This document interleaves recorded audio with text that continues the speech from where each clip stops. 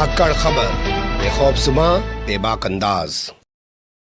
धाकड़ खबर में आपका स्वागत है। मैं आपके साथ हूं अकरम रईस खान। बार बार कहता हूं, आप लोग बोर भी हो सकते हैं कि धाकड़ खबर प्लेटफॉर्म तो भले ही छोटा हो लेकिन मुद्दे बहुत बड़े उठाने की हिम्मत रखता है। मैंने आपसे कहा था कि बिहार चुनाव कंप्लीट हो चुका है, अब आपको टीवी पे चारों तरफ कोरोना की रिपोर्टिंग का सिलसिला दिखाई देने लगेगा पहले की तरह।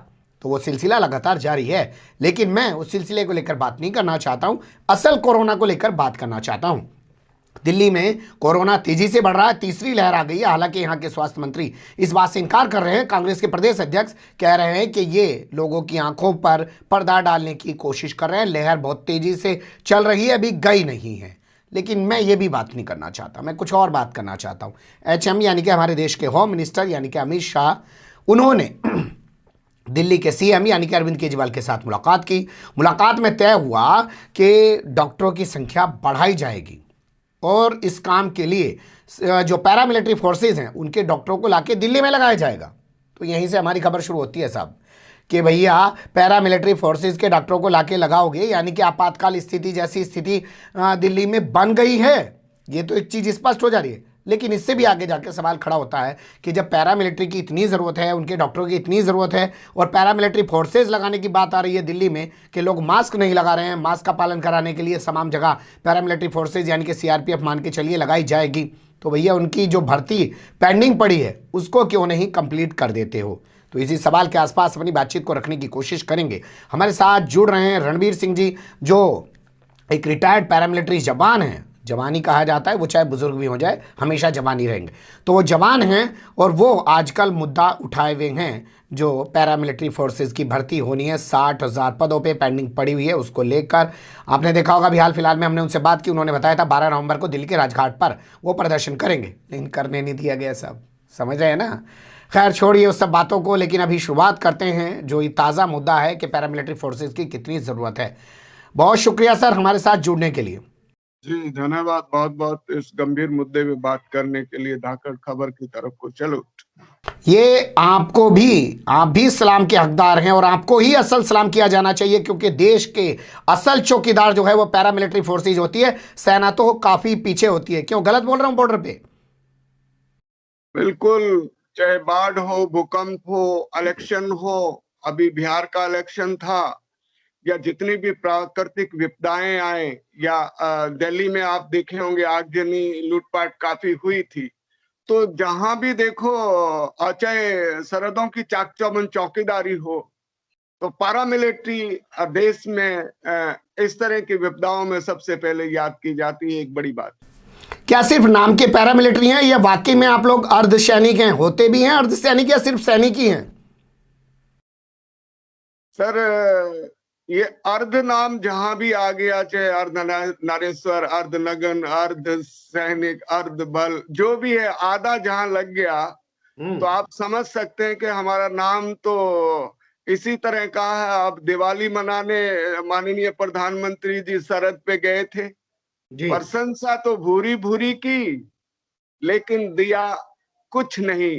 जबकि ढिंढोरा अक्सर पीटते हैं कि हम 1 रैंक 1 पेंशन दे चुके हैं, जबकि जो वास्तविक चौकीदार हैं उनकी तो पेंशन ही नहीं। एक बारीक सा सवाल आपसे पूछना चाहता हूं, ईमानदारी से जवाब देंगे तो अच्छा लगेगा और हमारे दर्शकों के पास एक जानकारी जाएगी। मैं अकरम रईस खान हूं, क्या मैं पैरामिलिट्री की या मिलिट्री की वर्दी पहन सकता हूं जिस तरीके से प्रधानमंत्री नरेंद्र मोदी ने पहन ली? अब माननीय प्रधानमंत्री जी हैं, वो चाहे जो करे। दरअसल वर्दी तो वही पहन सकता है जिसने 1 साल ट्रेनिंग ली हो। लेकिन जहां तक देश की आन बान शान है माननीय प्रधानमंत्री जी, अब वो तो पहन ले तो कोई बात नहीं। यहाँ तो सचिन तेंदुलकर और वो जो अभी रिटायर हुए हैं अपने झारखंड के धोनी साहब, वो भी पहन लेते, उनको भी कर्नल कौन सा पद दे दिया जाता है। तो खैर हम ये तो नहीं कहेंगे कि भाई वो हमारी आन बान शान है, लेकिन जब बीएसएफ की वर्दी पहन ली तो बीएसएफ को मिलने वाली सुविधाएं देने के वो हकदार हैं। उस घोड़े पे, उस ऊंट पे, उस तोप पे बैठे हैं। बीएसएफ आपको ताजुब होगा कि 3 अंग है बीएसएफ में जी। मैरीन विंग, उनके अपने जो है शिप है जो जी। बांग्लादेश बॉर्डर पे वहां पे सुबरबन में जो है वो पेट्रोलिंग करते हैं। जी। आर्टिलरी विंग है जी। जो ये तोप गोले छोड़ते हैं, ये बीएसएफ के जवान छोड़ते हैं पाकिस्तान की तरफ। जी। और एयर विंग है। आप तीनों विंग के बीएसएफ इतनी बड़ी फर्स्ट लाइन ऑफ डिफेंस है। और माननीय प्रधानमंत्री जी वहां एक बार नहीं, पिछले बार गुरेज सेक्टर में भी गए थे जी। लेकिन सुविधाओं के नाम पे वो बिल्कुल एकदम शांत है। सुविधाओं के नाम पे मैं और बता दूं, जी। वोकल पे लोकल का जब माननीय प्रधानमंत्री जी ने आह्वान किया तो पैरामिलिट्री के डीजी ने और माननीय गृह मंत्री जी ने वो मुद्दा तुरंत लपका और हमारी जो सीपीसी कैंटीन है जो जीएसटी के चलते मार्केट रेट पे आ गई है उसको लोकल कर दिया गया, कोई बात नहीं। अब हमारी आईटीबीपी के डीजी ने मिलने वाली मदिरा पर भी हथौड़ा चला दिया। तो वो कौन सा वोकल किससे मिले आदेश?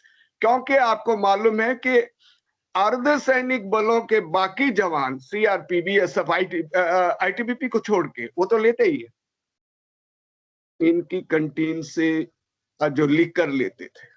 ओके, अब इन्होंने एसओपी निकाल दिया डीजी साहब ने जी कि भाई यहां से सिर्फ आईटीबीपी वाले लेंगे। तो ये कौन सी कैंटीन हुई भाई? CPC central police canteen. ठीक है। तो इस तरह का ये भेद। आप कह रहे हैं कि सबसे पहले हथौड़ा चलाना था, तो लोकल के लिए वोकल करने की जो बात आई तो वो भी पैरामिलिट्री पे सबसे पहले चलाया और आईटीबीपी वालों ने तो उससे भी ज़्यादा आगे बढ़ के 2 कदम रख दिए हैं। लेकिन आपको प्रधानमंत्री जो हैं वो पूरा गेटअप बदल लेते हैं, पूरा हुलिया बदल लेते हैं। आपको एक फिल्म नहीं याद आती है बॉलीवुड की, राजा बाबू, जिसमें गोविंदा थे, कभी वो वकील बन जाते थे, कभी वो पुलिस वाला बन जाते थे, अलग अलग वर्दियों में दिखाई देते थे, याद आता है कुछ? बिल्कुल याद आता है। माननीय प्रधानमंत्री जी तो देखिए ना, पहले मैं भी चौकीदार, मैं उनसे हमें बहुत उम्मीदें हैं, लेकिन अब चौकीदार शब्द क्यों हटाया? जी। हमारे चौकीदार जो है तो अब आप समझ सकते हैं आपकी कि भाई चौकीदार थे प्रधानमंत्री जी, आजकल चौकीदारों के हक की बात नहीं कर रहे। जी। अब वो चौकीदारों के हक की बात नहीं कर रहे और अपने नाम से चौकीदार क्यों हटा लिए, ये बहुत बड़ा सवाल है। और इसलिए बड़ा सवाल है क्योंकि सरकार रात दिन सेना के नाम पर लोगों का जो है भावनात्मक एक तरीके से शोषण कर रही है। और उसके साथ उसके भोंपू मीडिया के दलाल, चाटुकार, दंगाई पत्रकार, उन्हें नहीं दिखता है कि सीआरपीएफ के लोग और जो पैरामिलिट्री के लोग हैं वो धरने प्रदर्शन कर रहे हैं, वो अपनी कोई डिमांड कर रहे हैं, उसको लेके वो कभी खबर आपके सामने नहीं रखेंगे। बस तभी दिखाएंगे कि इतने जवान शहीद हो गए, इसके परिवार के लोग रो रहे हैं। अच्छा, वो तस्वीरें देख के आपको कैसा लगता है? आपको नहीं लगता कि कितना बेशरम बेहया हो चुका है मीडिया? जा जाके बस यही दिखाता रहता है कि देखिए बूढ़े माँ बाप कैसे रो रहे हैं, बच्चे कैसे रो रहे हैं, जवान शहीद हो गया। जब इस तरह की शहादत की बात आती है तो इनको एक मुद्दा जरूर मिल जाता है, घड़ियाली आंसू बहाते हैं। लेकिन शहीदों को मिलने वाली, खासकर हमारे अर्धसैनिक बलों के शहीद परिवार आज किस हालत में, उनके बच्चों की शिक्षा दीक्षा है, चाहे स्वास्थ्य है, तो वो आज किस हाल में है, सरकार इस बारे में बिल्कुल बिल्कुल नहीं है। अब हम मेन मुद्दे पे अगर एक बार फिर से आएंगे मैन मुद्दे पे, लेकिन इसी पे रहते हैं क्योंकि आपने बहुत भावनात्मक मुद्दा छेड़ दिया है। क्या शहीद का दर्जा मिलता है क्या पैरामिलिट्री वालों को? जी नहीं नहीं नहीं नहीं नहीं, ये बोलते हैं कि शहीद का तो गवर्नमेंट ने तो दिल्ली हाई कोर्ट में एफिडेविट दिया था कि शहीद नाम का कोई शब्द ही नहीं है। तो आप उसको डिक्शनरी से हटा दीजिए ऑक्सफोर्ड वालों को बोल के। अच्छा, हिंदी का शब्द डिक्शनरी में हटवाएंगे ऑक्सफोर्ड की? और क्या कीजिए भाई, शहीद का जब शब्द का खुद गवर्नमेंट एफिडेविट हाई कोर्ट में दिए हैं सर, आप देख लीजिए गूगल पे कि भाई शहीद शब्द का कोई इस्तेमाल नहीं होता। तो फिर हम यानी कि मरते रहो प्यारे फोकट में। चलिए अब आते हैं अपने मुद्दे पर।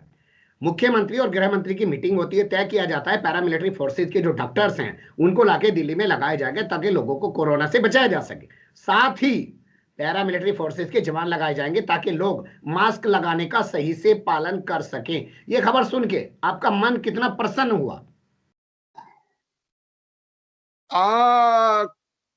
अकेले कोरोना जो है दिल्ली में ही नहीं है, पूरे देश में।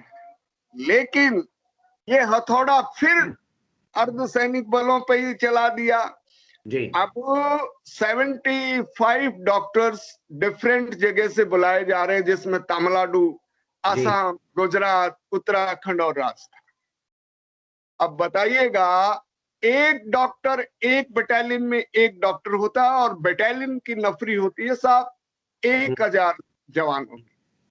यानी कि आपने दिल्ली के नाम पे और हमारे 75 बटालियन बेघर कर दी।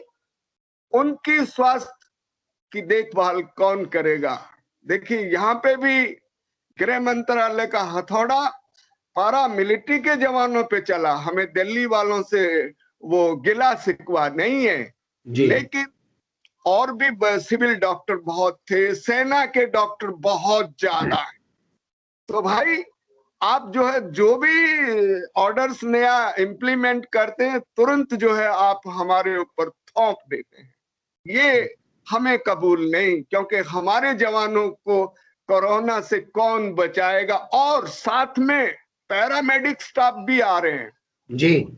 75 डॉक्टर हैं, तो उनके साथ कम से कम जो है ना 500 से ऊपर जो है पैरामेडिक्स आएंगे। तो हमारे तो यानी कि जो दवाई देते थे, वो बोलते हैं जिनको केमिस्ट, वो भी आ जाएंगे। तो बताइए फिर हम कहाँ?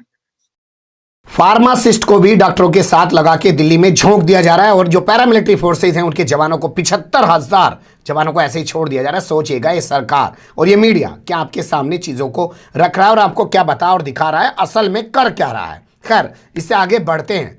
अगर आप लोगों की इतनी ही जरूरत है, बाढ़ में आपको लगा देते हैं, कहीं आग लग जाती है आपको लगा देते हैं, कोई आपदा आ जाती है आपको लगा देते, तमाम जगह आपको लगा देते, तो भैया 60,000 की जो भर्ती पेंडिंग पड़ी हुई है, जिसको लेके आप धरना प्रदर्शन कर रहे हो, तो एकदम उसकी क्लियर क्यों नहीं कर देते उसको?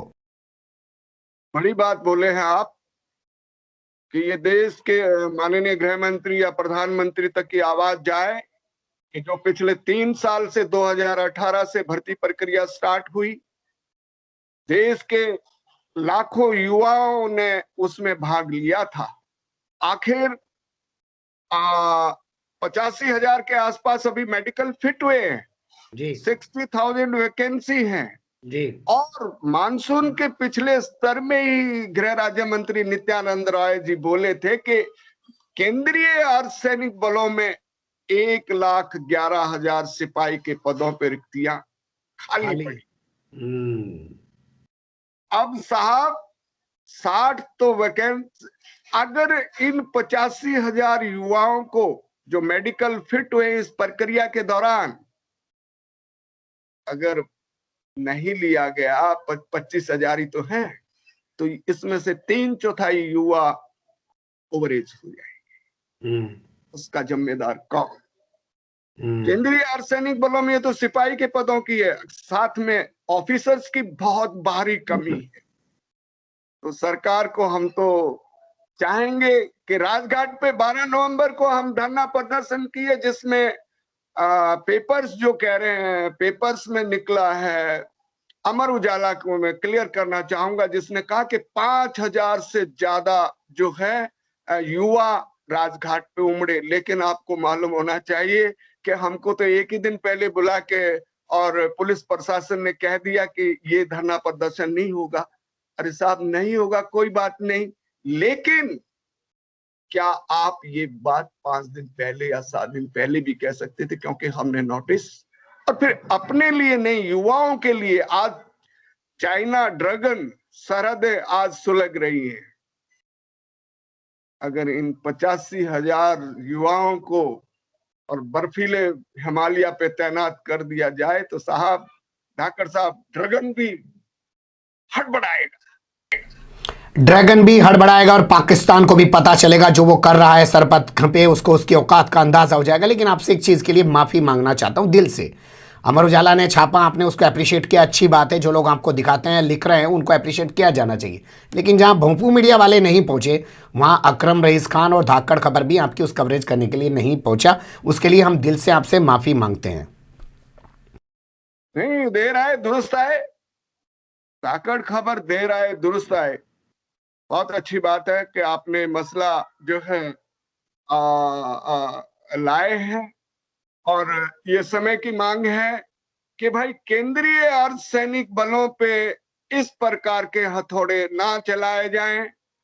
सबसे पहले हमने पीएम केयर फंड में पैसा दिया था साहब, देश को मालूम होना चाहिए। हमने लोकल से वोकल किया। हमने आपकी संसद को बचाया, आपने हमारी पेंशन बंद कर दी। हमारे लिए कोई मेडिकल सुविधा नहीं है, सीजीएचएस डिस्पेंसरी है सर, लेकिन जब दूर दराज के क्षेत्रों में डिस्पेंसरी नहीं है तो ये भी एक।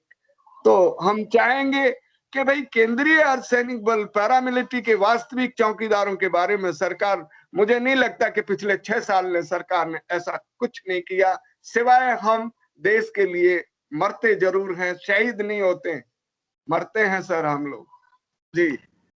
चलिए, टेंशन मत लीजिए, क्योंकि सरकार चारों तरफ भाजपा की ही बनती जा रही है। चुनाव में वो जीत रही है, तो इससे साफ लग रहा है कि आप लोग जो बताने दिखाने की कोशिश कर रहे हैं कि सरकार कुछ नहीं कर रही, वो सब झूठ है, ड्रामा है। लोगों पे उस बात का कोई असर नहीं हो रहा है, ना लोग उसको मान रहे हैं। बिल्कुल। जहां तक अर्धसैनिकों की जो हकों की बात आती है, उनकी भलाई संबंधित मसलों की बात आती है, हमारे डीजी भी वही लगाए जाते हैं कि तू चल, में आया, मस्ती के लिए आया और चले गए। किसी डीजी ने आज तक नहीं कहा कि भाई ये जीएसटी माफ होनी चाहिए। किसी ने नहीं कहा कि जवानों को पेंशन होनी चाहिए। आप वन रैंक वन पेंशन तो भूल जाइए। बेहतर शिक्षा की बात किसी ने नहीं की। अब स्टैचू बना दिए, कितने 5,000 3,500 करोड़ कितने का।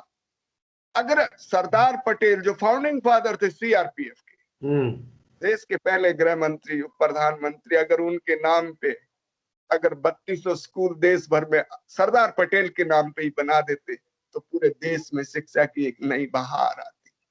और ये बात हमने माननीय गृह मंत्री जी को और नित्यानंद राय जी को और माननीय प्रधानमंत्री जी को मेमोरेंडम में कहा है कि आप सरदार पटेल की बात करते हैं तो बनाइए ना सरदार पटेल के नाम पे अर्धसैनिक बलों के लिए स्कूल। आप तो ट्विटर ट्रेंड भी कराते रहते हैं, कुछ होता है क्या उससे? हाँ, हमने जो है 2 बार ट्रेंड हुआ हमारा। आज पता नहीं किस सिरफिरे की नजर लग गई, आज भी हम ट्विटर पे हैं, अभी भी उसमें बहुत बड़ी भागीदारी हुई है। तो हम सोचते हैं कि भी सड़क से प्रदर्शन कर लिया, बापू पीक की समाधि पे हमको नहीं आने दिया गया, लास्ट में आए, तो अब सिवाय ट्विटर बाबा की शरण में ही जाएं, शायद हो सकता है सरकार को सद्बुद्धि आ जाए। चलिए, बहुत शुक्रिया। क्या पता ट्विटर बाबा के जरिए ही सरकार को सद्बुद्धि आ जाए, क्योंकि जमीन पे भी आ चुके हैं, सड़क पे भी आ चुके हैं और राष्ट्रपिता महात्मा गांधी की समाधि पे जाकर भी प्रोटेस्ट कर चुके हैं। लेकिन जो लोग चौकीदार बने फिर रहे थे चुनाव के दौरान, सोचिएगा आज वही चौकीदारों को नौकरी देने से बच रहे हैं। ये अलग बात है कि साहब उनका होलिया भर के, गेटअप भर के फोटो सेशन जरूर कराया जा रहा है। बने रहेगा धाकड़ खबर के साथ, फिर ऐसे ही किसी सुलगते हुए अवलसते मुद्दे लेकर मैं आपके सामने हूंगा हाजिर। फिलहाल अभी मुझे दें इजाजत।